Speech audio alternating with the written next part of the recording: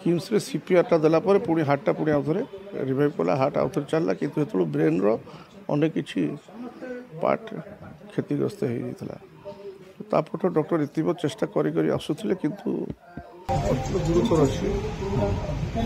hospital अच्छे doctor मैंने चेष्टा चल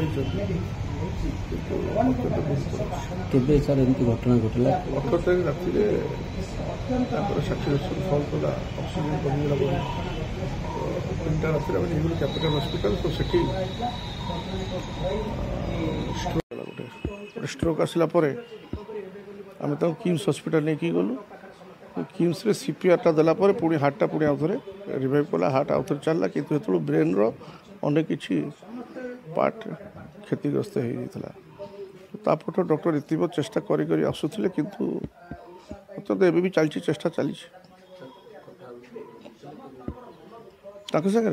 ना ना ना लास्ट 18 तारीख कथबार्ता होती सब